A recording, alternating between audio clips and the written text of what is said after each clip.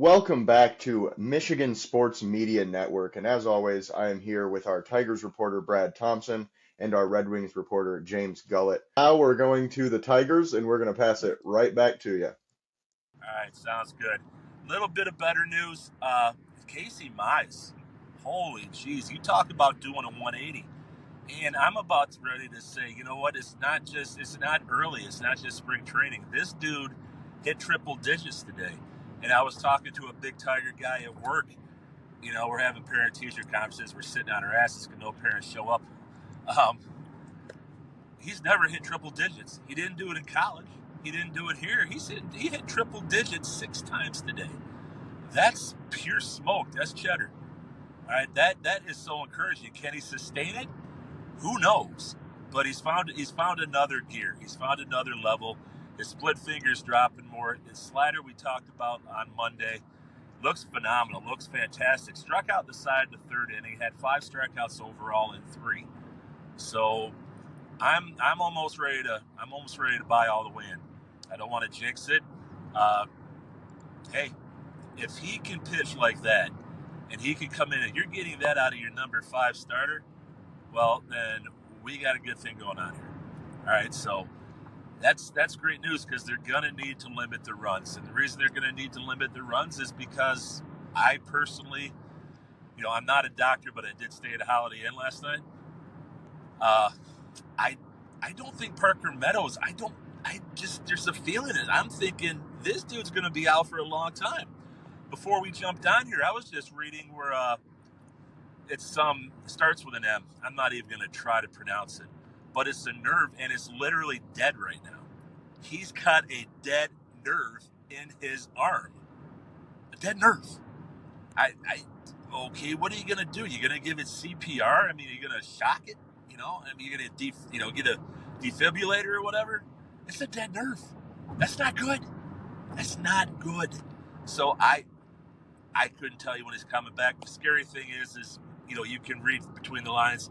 They don't know when he's coming back. So hey, if he comes back early, great. But guys, I wouldn't count on him. Vierling coming back before, the start of the season. He's not going to start the season. What we have an issue with now is Winsell Perez, who was going to be the center fielder. He hasn't played in 8 games. Lower back stiffness. I think we all know backs, they're a messy thing. Okay, it's not you can't just say, oh, he's back from a back. Those things linger. Those things flare up. So literally, 3 of our outfielders who are going to be prominent playing out there, well, no, all of a sudden they're not. Telltale for me is Riley Green started in the center field today. So obviously they want to get him. I would say they want to get him ready. They would not have Riley Green is the best defensive left fielder in baseball. He's the best. So you're robbing Peter to pay Paul, and if you got to do that, there's an issue. You're going to put Riley Green in center field. He's going to do fine. He's going to do above average. He might even do good, okay? But he is a lead in left field. We go into the season like this fine. We talked about them staying 2 games above or below 500. That would be so optimal. It really would. But if we're talking in May and we're talking about Vierling and Meadows still out, and they want to contend, you're going to have to go down. You're going to have to look at it. I really want, I'll bring up some names next podcast, but you're going to have to trade for a major league proven center fielder, a leadoff type that plays great defense. If we're in May, they're going to have to look seriously about it, I should say.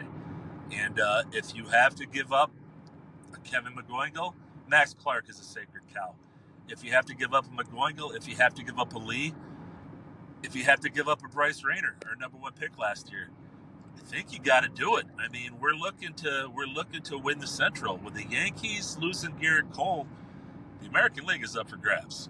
So this is a winnable league now, and we got our shot, but we're not going to have our shot without a legitimate center fielder out there. So that's pretty much all I have. I really don't want the doom and gloom, but let's focus on Casey Mize because he was a flat-out stud again today. So let's roll with him. That's all I got. All right, thanks, Brad, for the Tigers update this time around. Now, thankfully, things are looking a little bit, a little things are looking up for the Tigers right now. So that's always good. But with that being And said, we'll be pivoting to. Oh yeah, go ahead.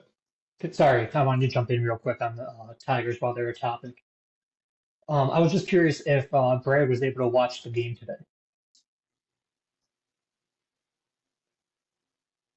Say that again. I was curious if you were able to watch the Tigers game today. I did not watch the Tigers game today. I caught clips of it from minor MIL and also from Evan Petzold. Okay, So, I just was going to oh, ask your I just did wanted to ask your Torkelson thoughts hit a on home run today? Torkelson. How many did he hit? He only had one, but he also had Oh, four RBIs. okay. Well, again, let me preface this. It's not like the guy came over and took a shit in my bed, okay? This is not personal. All right. He didn't hit on my wife. He didn't ask to take my daughter out. All right. And he didn't steal my dog. Okay. So this isn't personal. This is business. Dude, again, Casey Mize figuring it out. Spencer Torkelson figuring it out. Javi Baez figuring it out. Guys, this puts you in. That's a huge step forward. Okay. And, with Torkelson, I think AJ kind of alluded to, there's an old saying, hey, if you can hit, they'll find you a place to play. And hey, Oh, these are not just flash in the pans. I mean, like I said, it's not personal, it's business with Torkelson. So I did not know that, and that's tremendous news. absolutely all of your criticism about Torkelson on past podcasts was warranted and very valid. I just get amusement that as soon as we start the podcast and say negative things about him, he rights the ship, apparently. I wish the Red Wings could do that, but at least Torkelson, so far, it's. Yep. I mean, put it this way, in my personal life, people love to prove me wrong, and people love to tell me that I'm wrong. So this time I will be so happy that I'm wrong. So let me say this for good luck. The Red Wings will not win another game all year long. They're pure ass. Okay? They're total trash. All right?